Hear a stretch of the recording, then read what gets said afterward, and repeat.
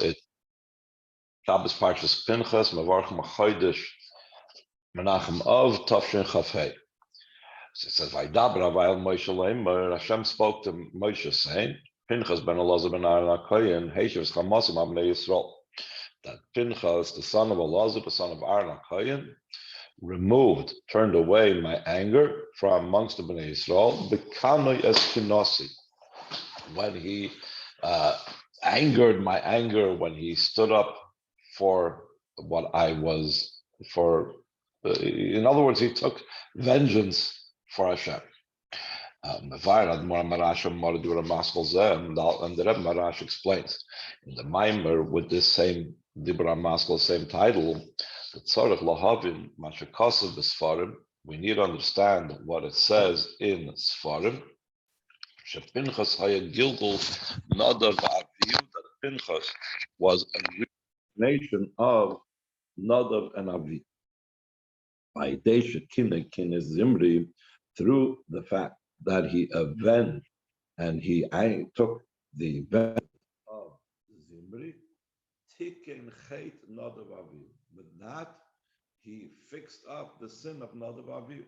Nadav Avihu sinned by either them they're entering Beis Hamikdash in an inappropriate manner, the Mishkan, they brought the Torahs, etc., and because of that, they passed away. So a Gilgul of Nadav Avihu was in Pinchas, and now Pinchas repaired it through what he did with avenging Hashem's anger against Zimri. So the Rebbe goes on to explain what was the sin, the spiritual idea of the sin of Nadav Avihu. It's the idea that they came close before Hashem and they died. So there's the famous explanation. It's brought down in Chassidus that the very closeness, the fact that that their sin was becoming close to Hashem, and that's why they died. Not any other reason. Not this reason, that reason. They came close. What does it mean, came close? They were only in a state of rushing and running towards Hashem, without the idea of returning and entering the body and bringing, let's say, that experience of Rotzi and running towards Hashem, bringing it down into this world to live in this world the way they're supposed to be. They were in an actual state of their soul expiring, literally, and they died. Their soul expired because of that desire to so much want to connect to Hashem. The Rebbe says it's not understood.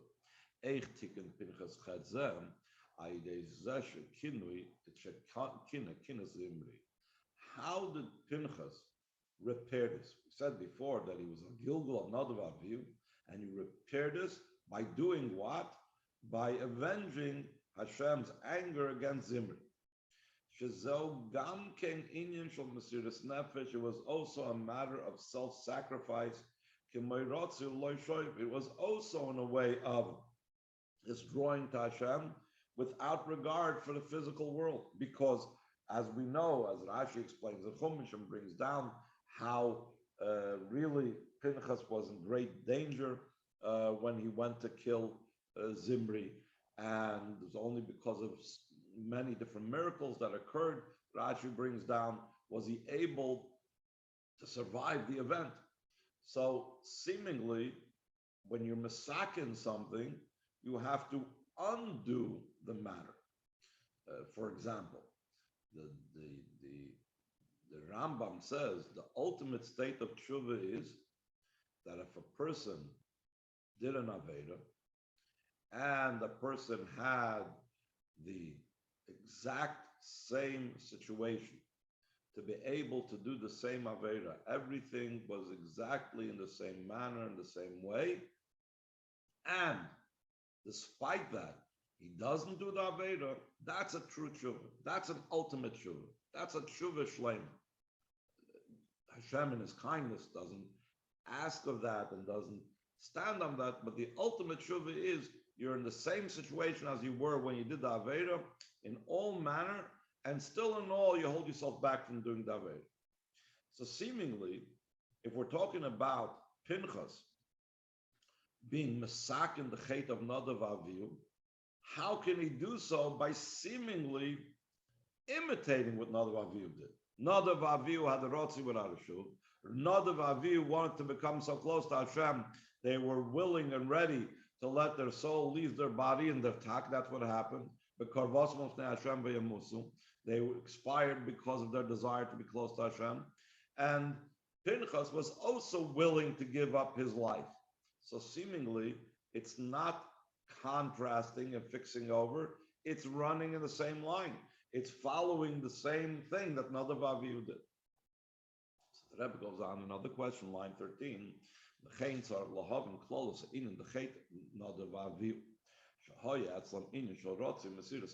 Also, we need to understand the general idea that the sin of Nadav Avihu, that they had by them the idea of Ratzui and self-sacrifice. Seemingly, it's a wonder. Why was this considered a sin? We know how great the matter of self-sacrifice is. What was so terrible? They sacrificed themselves for the Eibishter. That he has to give up his life, he has to give up his soul, he has to transmit himself in Echad. The Chassidus always bring this down. The Alter Rebbe says this, that by Shema Yisrael, Shem Elkeinu Hashem Echad, reaching the word Echad, the person has to reach an experience of where his soul joins with the Eibishter, becomes one with the oneness of Hashem. So therefore, it's about giving up his soul and raising up his soul to the Eibishter. Shazoy avodah nails b'yoser. The avodah of Mesiras Nefesh is a very lofty avodah. L'mayla mekal Torah mitzvahs.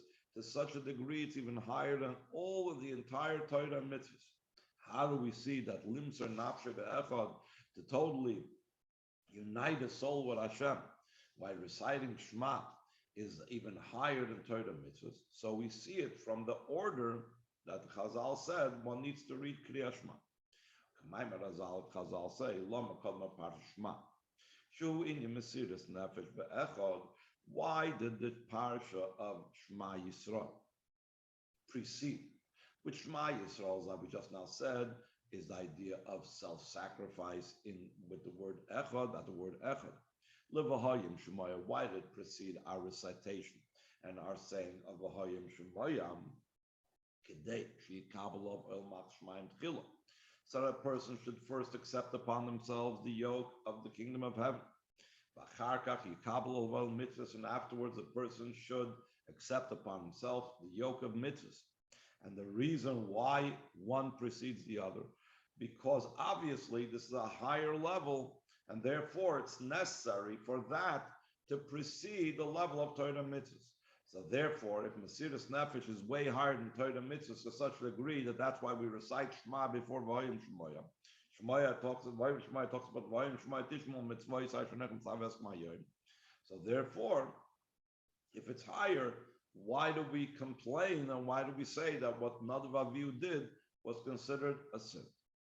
Another example and a proof that Mesiras Nefesh is actually a very high thing and a very lofty thing. It's also what's known, what's written in the Magid Mesharim. Magid Mesharim is a sefer that records, for the Beis Yosef, recorded what a malach min hashamayim told him, and he used to call that malach a magid, a teller. So the Beis Yosef, Rabbi Yosef Karo, the author of the Shulchan Aruch, wrote down different types of conversations that he had when this malach came to him in a dream. And he used to sometimes explain to him matters in Torah and so on and so forth.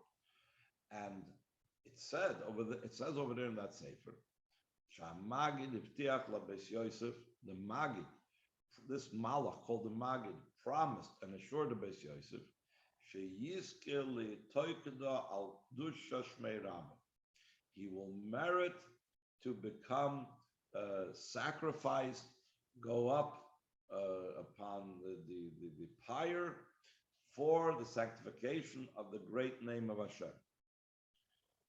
Historically, that didn't happen. Because of a particular reason, it didn't actually come out.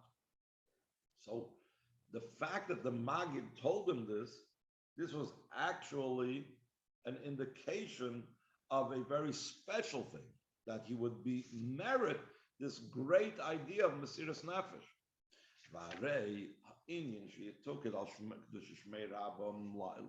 Page Lamed, the idea that he will go up on the pyre, he will be sacrificed for the sanctification of the great name, who bedugmas mashakasav benadu aviv vateitz eishmul Hashem. It's similar to what it says by Nadu Aviv, that the fire came out from before Hashem. This is fire, and this is fire.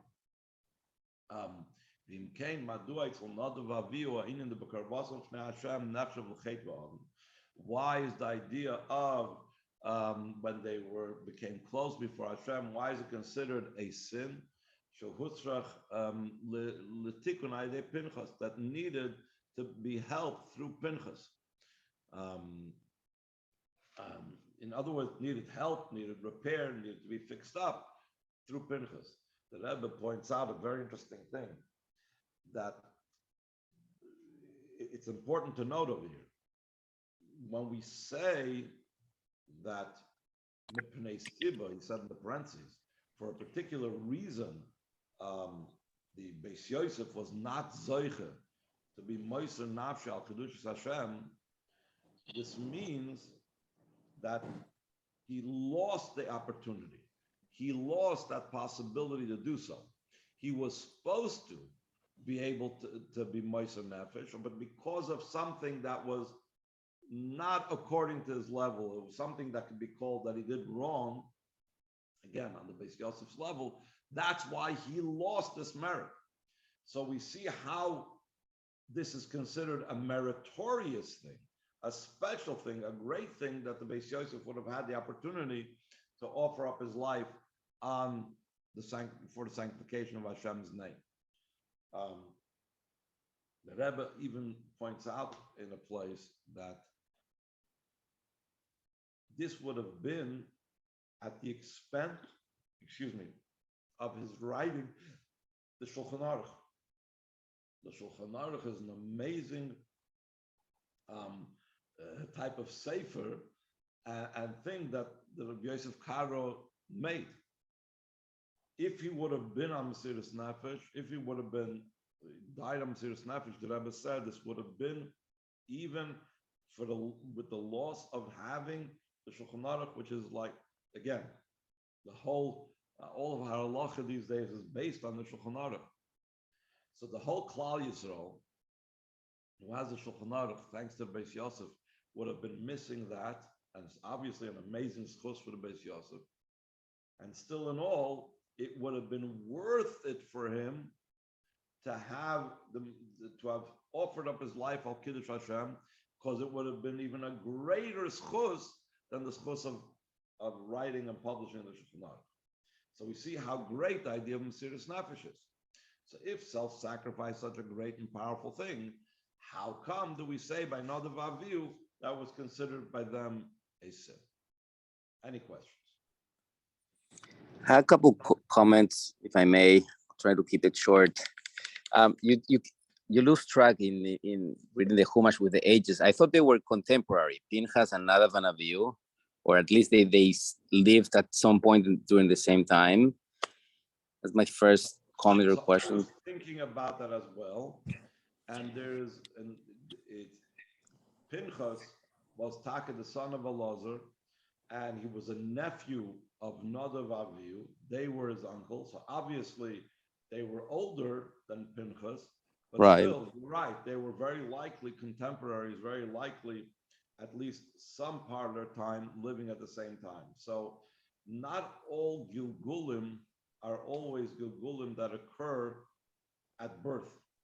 Sometimes there is a different issue, like similar to what the Alter Rebbe says in Tanya, that if a Beinani really, really wants to have the level of a tzaddik and attain the level of a tzaddik where he's moyes barabba tachlis and so on and so forth, we totally despises bad, and he has a love for Hashem, a love of the light and the love that's on a great joy.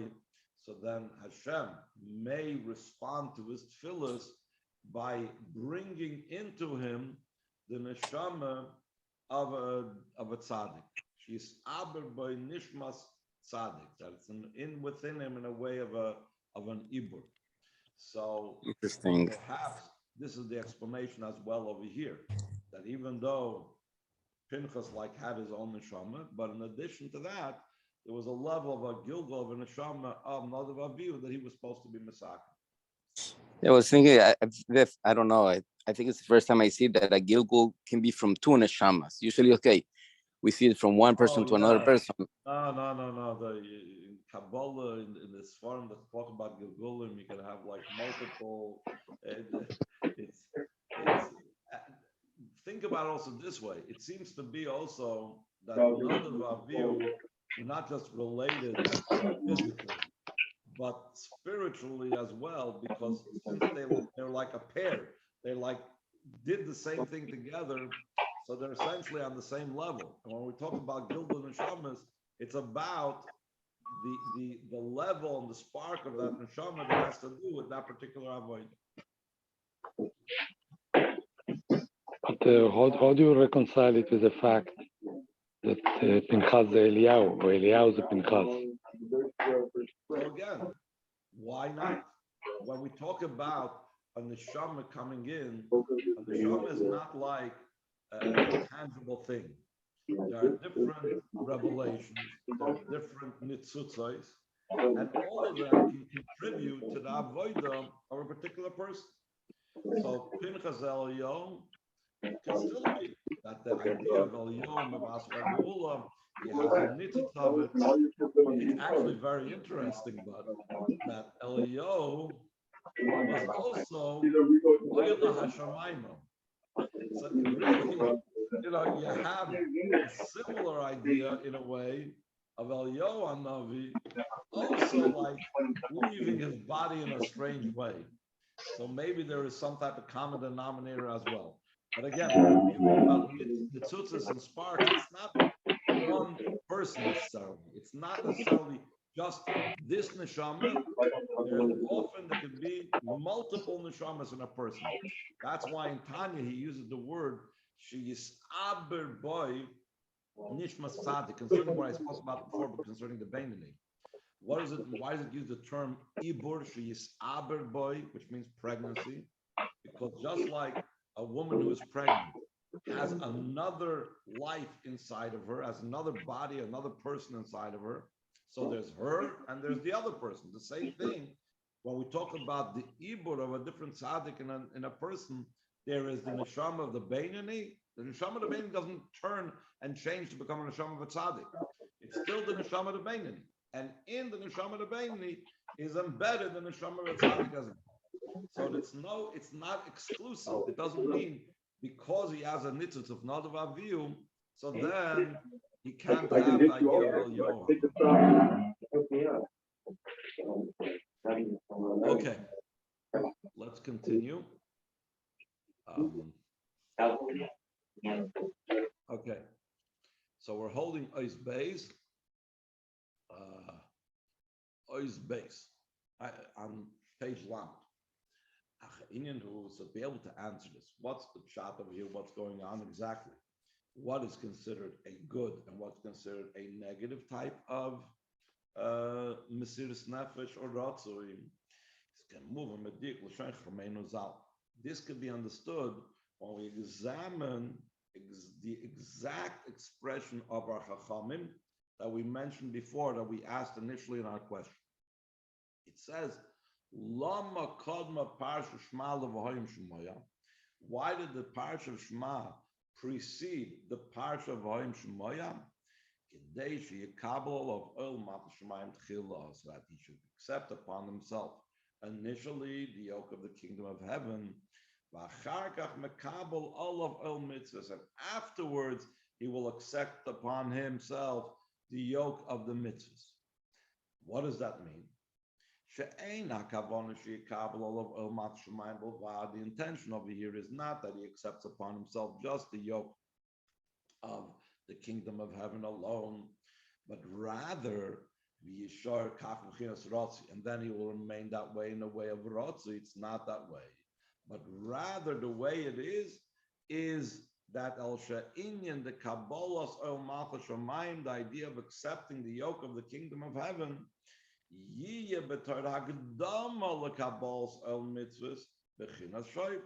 it should be as a preface, as an introduction to accepting the yoke of mitzvahs in a way of returning.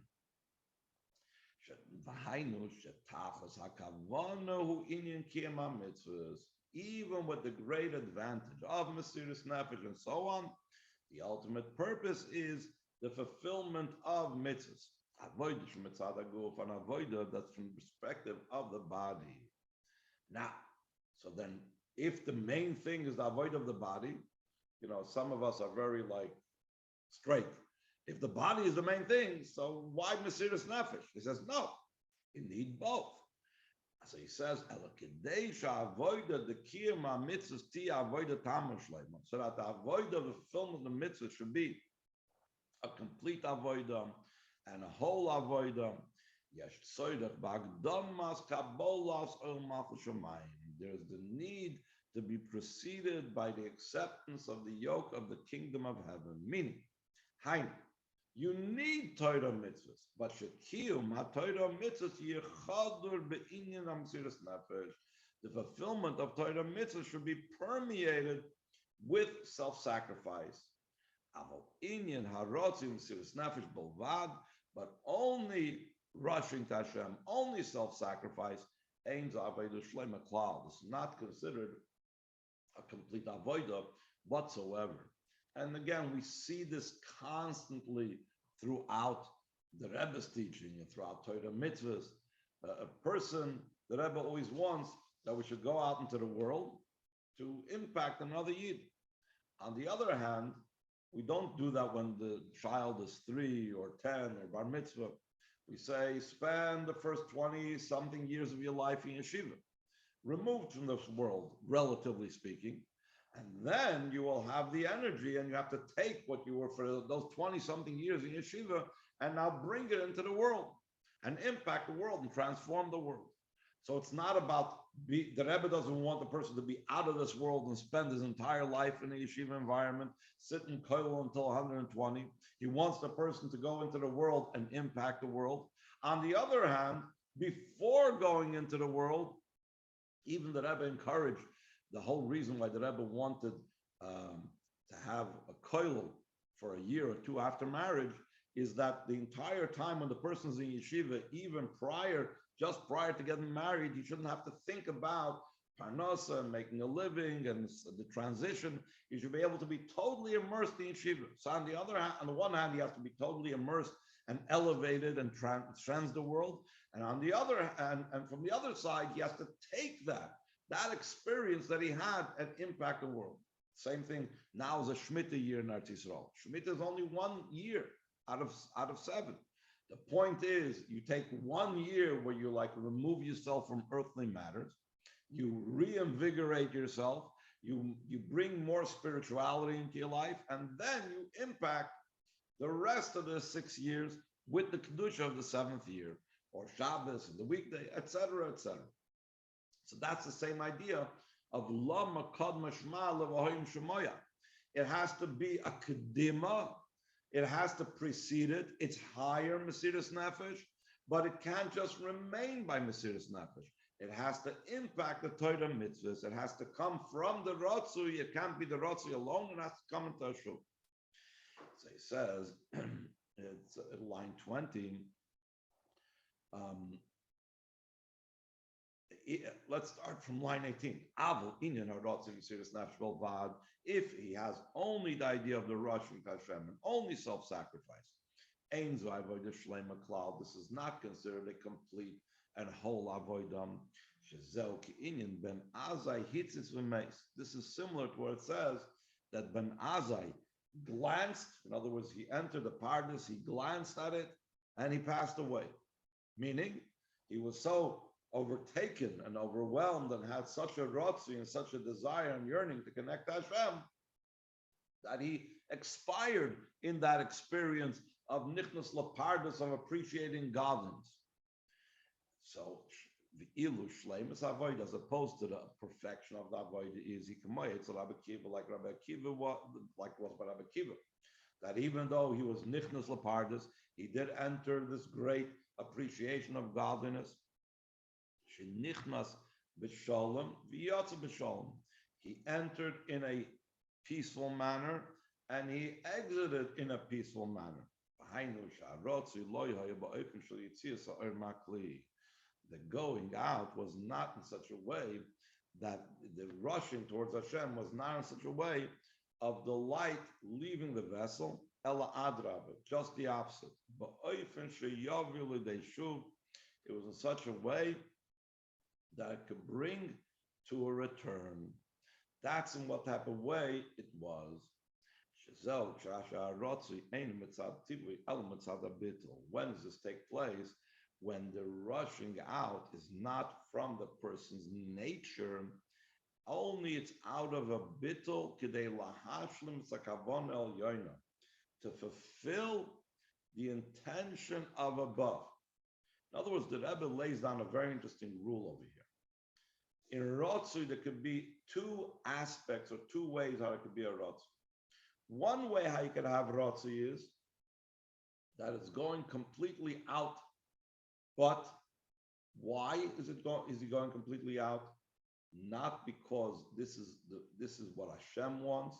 He's bought into the Eibishter's, but his natural tendency is like, I can't take it down here. His natural tendency is, I'm so in love with Hashem, I want to leave everything behind. There's that type of Rotzu leads to a problem, to a Ben Azai type of approach, another Aviv type of approach, where hitzitz v'meis, they expire from it. The true Rotzu, the Rotzu that like was by Rabbi Akiva, was in such a way that brought about the Shoiv, is when the Rotzi comes is a result not of his nature, but because of his bittul, because he wants to fulfill the kavanah, and he knows the kavanah of the Eibishter is that the whole reason of the Rotzi is to make the shuv better. The whole reason of the Mesiras Nefesh is to make sure that my Torah mitzvahs is in a perfect way. Maybe a Rotzi l'dei shuv, so then that rushing brings to the return. Just to give a silly example. Children, they go to school, they look forward to recess. Some kids, their entire reason they go to school is because they're looking forward to recess. So when it comes recess, they can sometimes forget totally about returning to class, or they can come late to class, or they get so preoccupied, whatever it is. Why? Because they're into the recess because they like recess. They like to play, whatever it is. An adult that goes to school or that learns or whatever, and he takes a break, he's not going to get lost in the break, because by him, the recess, the break, is for a purpose. The reason why he's taking a break is he knows he needs to learn another few hours, and therefore he needs to get a breather, get a drink, whatever, before he can continue studying, so he takes a break. But by him, the purpose of the break is for the study. So he won't get lost in the break, hopefully, because there is a higher purpose. The same thing, when the purpose of the Rotzi is because of the Kavanah El Yoina, he won't lose track of the Kavanah that he should have a Shoiv down here. So then the rushing towards Hashem brings to a return. That's the idea of entering in peace. Since also the entry was in peace, therefore he exited in peace. The famous explanation that the Rebbe always says. By all the others, it says that Arba Nichosul Apardis, it says 4 entered this great lofty revelation of godliness and Gan Eden, whatever it was. And it says this one, that happened to Benazai Hitzitz mess, and this one something else happened, and the third one, a different thing happened. But Rabbi Akiva is nichnas b'shalom v'yatz b'shalom. Why does it say Rabbi Akiva nichnas b'shalom v'yatz b'shalom? It was, everybody was nichnas b'shalom. But the point is, he came in initially with a level of bringing peace between godliness in this world. It was chatchila with the purpose of coming down to this world, and therefore he completed, and he didn't get lost in the Ratzui and leave this world. Any questions? Can we say here that clearly we see that Piנחas did it not because on his own,